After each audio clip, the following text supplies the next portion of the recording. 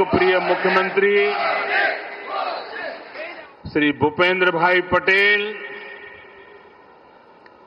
ऊर्जावान युवा उप मुख्यमंत्री हर्ष संघवी जी, गुजरात सरकार में मंत्री जीतूभाई वाघाणी, अर्जुन भाई मोढवाडिया, डॉक्टर प्रद्युम्न वाजा, कौशिक भाई वेकरिया, सांसद राजेश भाई, अन्य महानुभाव, देवी और सज्जनों, आज देश के कोने कोने से लाखों लोग जुड़े हैं हमारे साथ।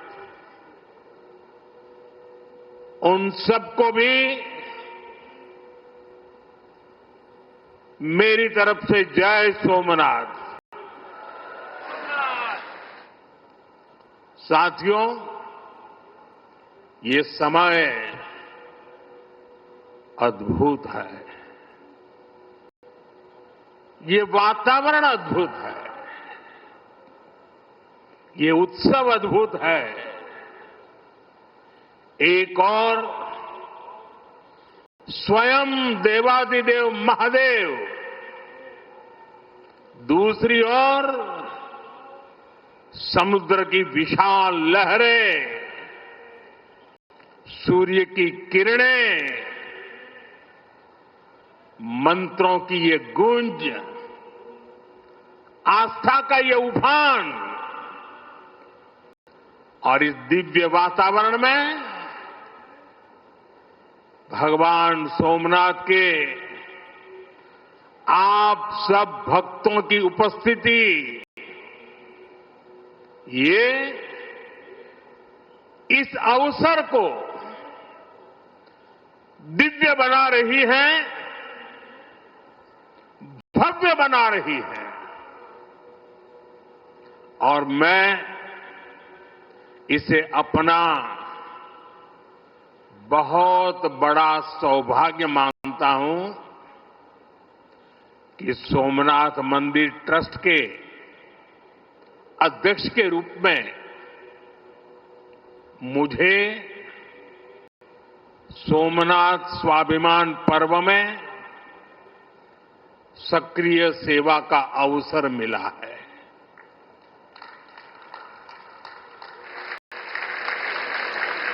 ये पीछे से कुछ और आवाज चल रही है भाई, इसे बंद किया जाए।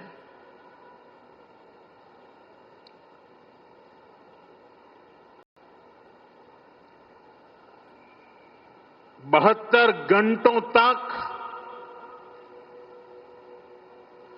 अनवरत ओमकार का नाद, 72 घंटों का अनवरत मंत्रोच्चार, और मैंने देखा कल शाम को 1000 ड्रोन्स द्वारा वैदिक गुरुकुलों के 1000 विद्यार्थियों की उपस्थिति, सोमनाथ के 1000 वर्षों की गाथा का प्रदर्शन, और आज 108 अश्वों के साथ मंदिर तक शौर्य यात्रा, मंत्रों और भजनों की अद्भुत प्रस्तुति, सब कुछ मंत्र मुग्ध कर देने वाला है। इस अनुभूति को शब्द अभिव्यक्त नहीं कर सकते, इसे केवल समय ही संकलित कर सकता है। इस आयोजन में गर्व है, गरिमा है, गौरव है, और इसमें गरिमा का ज्ञान भी है। इसमें है वैभव की विरासत, इसमें है आध्यात्म की अनुभूति, अनुभव है, आनंद है, आत्मीयता है और सबसे बढ़कर देवाधिदेव महादेव का आशीर्वाद है। आइए मेरे साथ बोलिए, नमः पार्वती पतये हर हर महादेव।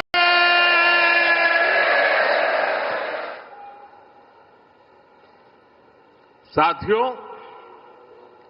आज जब मैं आपसे बात कर रहा हूं तो मन में बार बार ये प्रश्न आ रहा है कि ठीक 1000 साल पहले ठीक इसी जगह पर जहां आप बैठे हैं, क्या माहौल रहा होगा। आप जो यहां उपस्थित हैं, उनके पुरखों ने, आपके पुरखों ने, हमारे पुरखों ने जान की बाजी लगा दी थी अपनी आस्था के लिए, अपने विश्वास के लिए, अपने महादेव के लिए। उन्होंने अपना सब कुछ न्योछावर कर दिया। 1000 साल पहले तब वो आतताई सोच रहे थे कि हमें जीत लिया, लेकिन आज 1000 साल बाद भी सोमनाथ महादेव के मंदिर पर फहरा रही ध्वजा पूरी सृष्टि का आह्वान कर रही है कि हिंदुस्तान की शक्ति क्या है, उसका सामर्थ्य क्या है। प्रभास पाटन तीर की इस मिट्टी का कण कण शौर्य, पराक्रम और वीरता का साक्षी है। सोमनाथ के इस स्वरूप के लिए कितने ही शिव भक्तों ने, संस्कृति के उपासकों ने, संस्कृति के ध्वज धारकों ने अपने प्राणों की आहुति दी है। आज सोमनाथ स्वाभिमान पर्व पर सबसे पहले मैं हर उस वीर वीरांगना को नमन करता हूं जिसने सोमनाथ की रक्षा को, मंदिर के पुनर्निर्माण को अपना जीवन ध्येय बनाया, अपना सब कुछ देवाधिदेव महादेव को अर्पण कर दिया। भाइयों बहनों, प्रभास पाटन का एक क्षेत्र भगवान शिव का अपना क्षेत्र तो है, इसकी पवित्रता भगवान श्री कृष्ण से भी जुड़ी है। महाभारत काल में पांडवों ने भी इस तीर्थ में तपस्या की थी, इसलिए ये अवसर भारत के अनगिनत आयामों को नमन करने का भी अवसर है। ये भी एक सुखद संयोग है कि आज जब सोमनाथ मंदिर के इस स्वाभिमान यात्रा के 1000 साल पूरे हो रहे हैं, तो साथ ही 1951 में हुए इसके पुनर्निर्माण के 75 साल भी पूरे हो रहे हैं। मैं दुनिया भर के करोड़ों श्रद्धालुओं को सोमनाथ स्वाभिमान पर्व की शुभकामनाएं देता हूं। साथियों, सोमनाथ स्वाभिमान पर्व 1000 साल पहले हुए विध्वंस के स्मरण के लिए नहीं, ये पर्व 1000 साल की यात्रा का पर्व है। साथ ही ये हमारे भारत के अस्तित्व और अभिमान का पर्व है, क्योंकि हमें हर कदम पर, हर मुकाम पर सोमनाथ और भारत में अनोखी समानताएं दिखती है।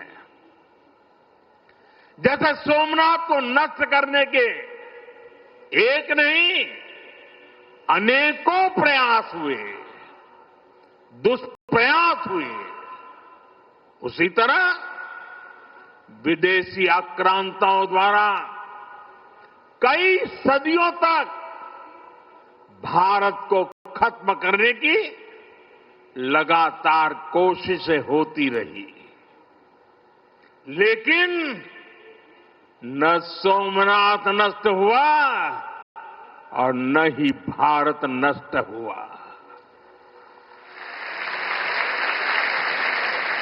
क्योंकि भारत और भारत की आस्था के केंद्र एक दूसरे में समाये हुए हैं।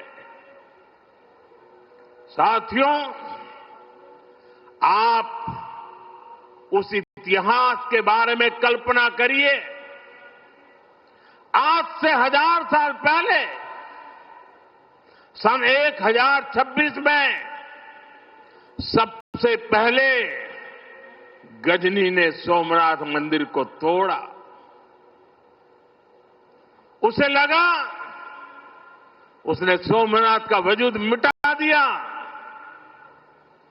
लेकिन कुछ वर्षों के भीतर भीतर सोमनाथ का पुनर्निर्माण हो चुका था। 12वीं शताब्दी में राजा कुमारपाल ने मंदिर का भव्य जीर्णोद्धार करा दिया था, लेकिन 13वीं शताब्दी के अंत में अलाउद्दीन खिलजी ने सोमनाथ पर फिर आक्रमण का दुस्साहस कर दिया। कहते हैं जालोर के रावल ने खिमजी सेनाओं से जमकर लोहा लिया। इसके बाद 14वीं शताब्दी की शुरुआत में जूनागढ़ के राजा द्वारा फिर से सोमनाथ की प्रतिष्ठा संपन्न कर दी गई।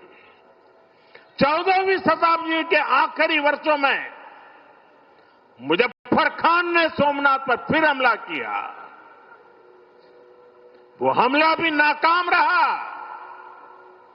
15वीं शताब्दी में सुल्तान अहमद शाह ने सोमनाथ मंदिर को दूषित करने की कोशिश की और इसी शताब्दी में उसके पोते सुल्तान महमूद बेगड़ा ने सोमनाथ पर आक्रमण कर मंदिर को मस्जिद बनाने की कोशिश की, लेकिन महादेव के भक्तों के प्रयासों से मंदिर पुनः जीवंत हो उठा। 17वीं 18वीं शताब्दी में औरंगजेब का दौर आया। उसने सोमनाथ मंदिर को अपवित्र किया, सोमनाथ को फिर मस्जिद बनाने की कोशिश की। उसके बाद भी अहल्याबाई होलकर ने नए मंदिर की स्थापना कर सोमनाथ को एक बार फिर साकार कर दिया। यानी सोमनाथ का इतिहास विनाश और पराजय का इतिहास नहीं है। ये इतिहास विजय और पुनर्निर्माण का है। हमारे पूर्वजों के पराक्रम का है। हमारे पूर्वजों के त्याग और बलिदान का है। आतताई आते रहे, मजहबी आतंक के नए नए आक्रमण होते रहे, लेकिन हर युग में सोमनाथ पुनः पुनः स्थापित होता रहा। इतनी सदियों तक का ये संघर्ष, इतना लंबा प्रतिकार, इतना महान धैर्य, सृजन और पुनर्निर्माण का ऐसा जीवन, ये सामर्थ्य अपनी संस्कृति में ऐसा विश्वास और ऐसी आस्था दुनिया के इतिहास में ऐसा उदाहरण मिलना मुश्किल है।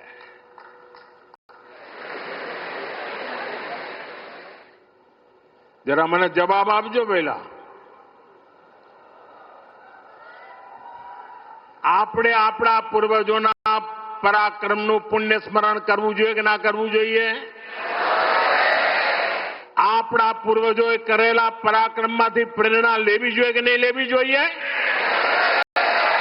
એવો કોઈ દીકરો હોય, એવા કોઈ સંતાન હોય કે જે પોતાના પૂર્વજોને ભૂલવા માટેના નાટક કરે? भाइयों बहनों, जब गजनी से लेकर औरंगजेब तक तमाम आक्रांता सोमनाथ पर हमला कर रहे थे, तो उन्हें लग रहा था कि उनकी तलवार सनातन सोमनाथ को जीत रही है। वो मजहबी कट्टरपंथी ये नहीं समझ पाए कि जिस सोमनाथ को वो नष्ट करना चाहते हैं, उनके नाम में ही सोम अर्थात अमृत जुड़ा हुआ है। उसमें हलाहल को पीकर भी अमर रहने का विचार जुड़ा है। उसके भीतर सदा शिव महादेव के रूप में वो चैतन्य शक्ति प्रतिष्ठित है, जो कल्याण कारक भी है और प्रचंड तांडव शिव ये शक्ति का स्रोत भी है। भाइयों बहनों, सोमनाथ में विराजमान महादेव, उनका एक नाम मृत्युंजय भी है। मृत्युंजय, जिसने मृत्यु को जीत लिया हो, जो स्वयं काल स्वरूप है। यतो जायते पाल्यते येन विश्वम तमीज भजे लियते यत्र विश्वम। अर्थात ये सृष्टि उन्हीं से उत्पन्न होती है, उन्हीं में लय हो जाती है। हम मानते हैं त्वमेको जगत व्यापको विश्व रूप, यानी शिव पूरे जगत में व्याप्त है। इसलिए इस हम कण कण, कंकड़ कंकड़ में भी उस शंकर को देखते हैं। फिर कोई उन शंकर के कितने स्वरूपों को नष्ट कर सकता है? हम तो वो लोग हैं जो जीव में भी शिव को देखते हैं। उनसे हमारी आस्था को कोई कैसे डिगा सकता था। और साथियों, ये समय चक्र है कि सोमनाथ को ध्वस्त करने की मंशा लेकर आए मजहबी आतताई आज इतिहास के कुछ पन्नों में सिमट कर रह गए हैं।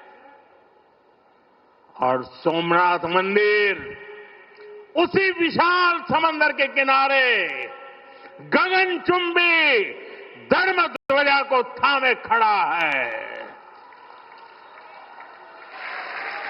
सोमनाथ का ये शिखर मानवोद्घोष कर रहा है, चंद्रशेखरम आश्रय मम किम करिष्यति वै यम, अर्थात मैं चंद्रशेखर शिव पर आश्रित हूं, काल भी मेरा क्या कर लेगा।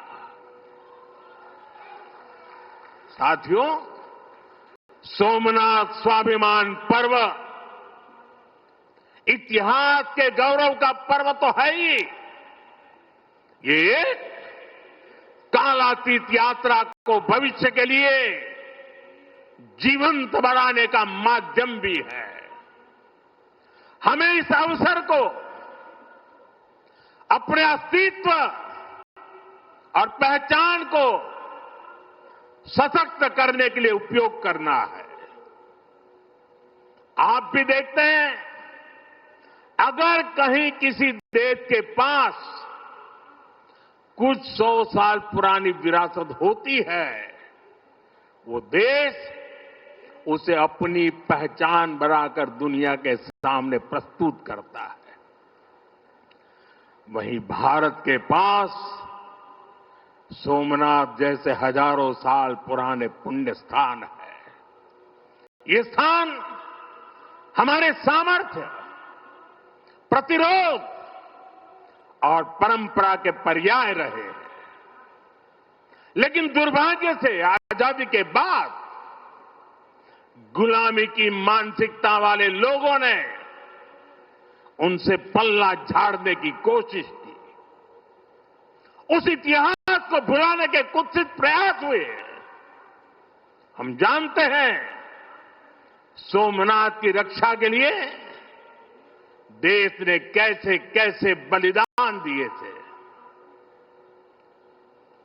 रावल कन्नड़े जैसे शासकों के प्रयास, वीर हमीरजी गोहिल का पराक्रम,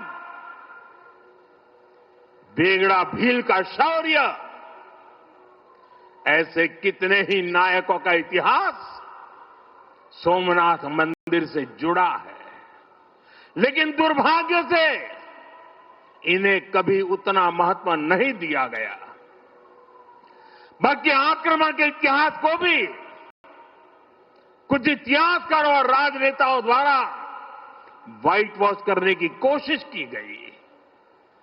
मजहबी उन्माद की मानसिकता को केवल साधारण लूट बताकर ढंकने के लिए किताबें लिखी गई। सोमनाथ मंदिर एक बार नहीं, बार बार तोड़ा गया।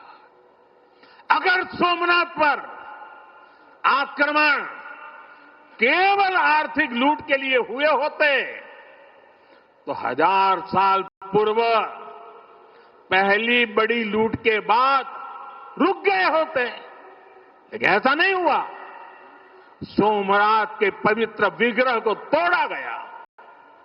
बार बार मंदिर का स्वरूप बदलने की कोशिश हुई और हमें पढ़ाया गया कि सोमनाथ को लूट के लिए तोड़ा गया था। नफरत, अत्याचार और आतंक का असली क्रूर इतिहास हमसे छिपाया गया। साथियों, हमने धर्म के प्रति ईमानदार कोई भी व्यक्ति ऐसी कट्टरपंथी सोच का समर्थन नहीं करेगा। लेकिन तुष्टीकरण के ठेकेदारों ने हमेशा इस कट्टरपंथी सोच के आगे घुटने टेके। जब भारत गुलामी की बेड़ियों से मुक्त हुआ, जब सरदार वल्लभ भाई पटेल ने सोमनाथ के पुनर्निर्माण की शपथ ली, तो उन्हें भी रोकने की कोशिश की गई। 1951 में तत्कालीन राष्ट्रपति डॉक्टर राजेंद्र प्रसाद के यहां आने पर भी आपत्ति जताई गई। उस समय सौराष्ट्र के सर्वाधिक मशहूर हमारे जाम साहब महाराजा दिग्विजय सिंह जी आगे आए थे। भूमि अधिग्रहण से लेकर सुरक्षा व्यवस्था तक उन्होंने राष्ट्रीय गौरव को सबसे ऊपर रखा था। उस दौर में सोमनाथ मंदिर के लिए जाम साहब ने 1 लाख रुपए का दान दिया और उन्होंने ट्रस्ट के प्रथम अध्यक्ष के रूप में बड़ी जिम्मेदारी निभाई।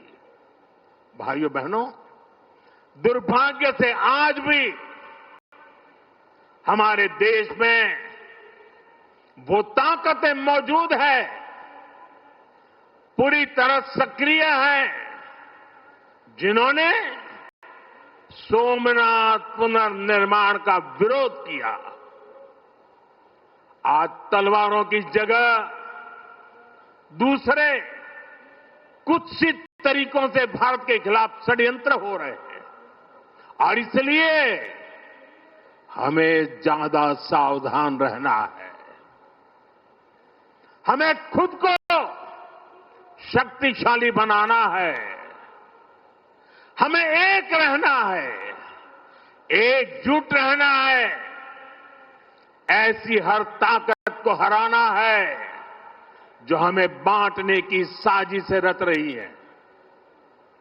साथियों, जब हम अपनी आस्था से जुड़े रहते हैं, अपनी जड़ों से जुड़े रहते हैं, पूरे स्वाभिमान के साथ अपनी विरासत का संरक्षण करते हैं, अपनी विरासत के प्रति सजग रहते हैं, तो हमारी सभ्यता की जड़ें भी मजबूत होती हैं। और इसलिए पिछले 1000 वर्षों की यात्रा हमें अगले 1000 वर्षों के लिए तैयार रहने की प्रेरणा देती है। साथियों, राम मंदिर प्राण प्रतिष्ठा के ऐतिहासिक अवसर पर मैंने भारत के लिए 1000 साल का विराट स्वप्न सामने रखा था। मैंने देव से देश के विजन के साथ आगे बढ़ने की बात कही थी।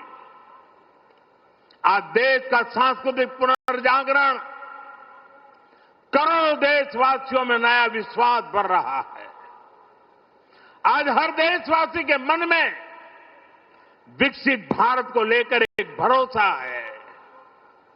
आज 140 करोड़ भारतीय भविष्य के लक्ष्यों को लेकर संकल्पित है। भारत अपने गौरव को नई बुलंदी देगा। हम गरीबी के खिलाफ अपनी लड़ाई में जीतेंगे। हम विकास की नई ऊंचाइयों को छुएंगे। पहले दुनिया की तीसरी बड़ी अर्थव्यवस्था बनने का लक्ष्य, फिर उसके आगे का सफर, देश अब इसके लिए तैयार हो चुका है और सोमनाथ मंदिर की ऊर्जा हमारे इन संकल्पों को आशीर्वाद दे रही है। साथियों, आज का भारत विरासत से विकास की प्रेरणा लेकर आगे बढ़ रहा है। सोमनाथ में भी विकास भी विरासत भी, ये भावना निरंतर साकार हो रही है। आज एक और सोमनाथ मंदिर का सांस्कृतिक विस्तार, सोमनाथ संस्कृत यूनिवर्सिटी की स्थापना, माधवपुर मेले की लोकप्रियता और उसके रंग, इनसे हमारी विरासत मजबूत हो रही है। गिर लायन के संरक्षण से इस क्षेत्र का प्राकृतिक आकर्षण बढ़ रहा है, तो वहीं प्रभास पाटन क्षेत्र के विकास के नए आयाम भी गढ़े जा रहे हैं। केशोद एयरपोर्ट का विस्तार किया जा रहा है। इससे देश विदेश से श्रद्धालु सीधे सोमनाथ तक पहुंच सकेंगे। अहमदाबाद से वेरावल वंदे भारत ट्रेन की शुरुआत से तीर्थयात्रियों और पर्यटकों का समय कम हुआ है। इस क्षेत्र में यात्रा धाम सर्किट का विकास भी किया जा रहा है। यानी आज का भारत आस्था को स्मरण करने के साथ ही इंफ्रास्ट्रक्चर, कनेक्टिविटी और टेक्नोलॉजी के जरिए उससे भविष्य के लिए सशक्त भी कर रहा है। साथियों, हमारी सभ्यता का संदेश कभी किसी को पराजित करने का नहीं रहा, बल्कि जीवन को संतुलन में रखने का रहा है। हमारे यहां आस्था की राह हमें घृणा की तरफ नहीं ले जाती। हमारे यहां शक्ति हमें विनाश करने का अहंकार नहीं देती। सोमनाथ जैसे तीर्थ ने हमें सिखाया है कि सृजन का मार्ग लंबा होता है, लेकिन वही स्थायी होता है, चिरंजीव होता है। तलवार की नोक पर कभी दिलों को नहीं जीता जा सकता। जो सभ्यताएं दूसरों को मिटाकर आगे बढ़ना चाहती हैं, वे स्वयं समय में खो जाती है। इसलिए भारत ने दुनिया को ये नहीं सिखाया कि दूसरे को हराकर कैसे जीता जाए, बल्कि ये सिखाया कि कैसे दिलों को जीतकर जिया जाए। ये विचार आज दुनिया की जरूरत है।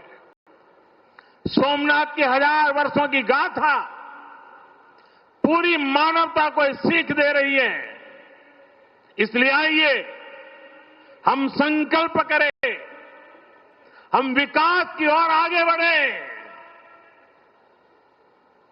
कदम से कदम मिलाकर चले, कंधे से कंधा मिलाकर चले, मन से मन को जोड़कर चले। लक्ष्य को ओझल दिए हुए बिना हम चलते चले और साथ ही अपने अतीत और अपनी विरासत से भी जुड़े रहें। हम आधुनिकता को अपनाते हुए अपनी चेतना को संभाले रखें। आइए सोमनाथ स्वाभिमान पर्व जैसे आयोजनों से प्रेरणा लेते हुए विकसित होने के मार्ग पर तेजी से चले।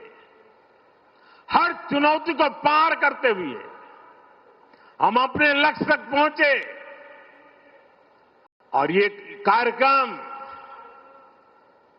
आज तो शुरू हो रहा है।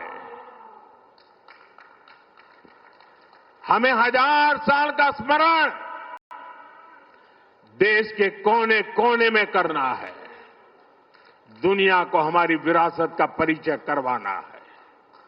हमें 75 साल का ये नया पर्व भी मनाना है और हम 2027 मई तक इसको मनाते रहें, जन जन को जगाते रहें। जगा हुआ देश सपनों को साकार करने के लिए चलता रहे।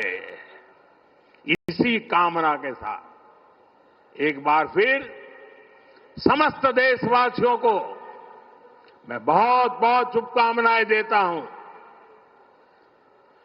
हर हर महादेव। जय सोमनाथ,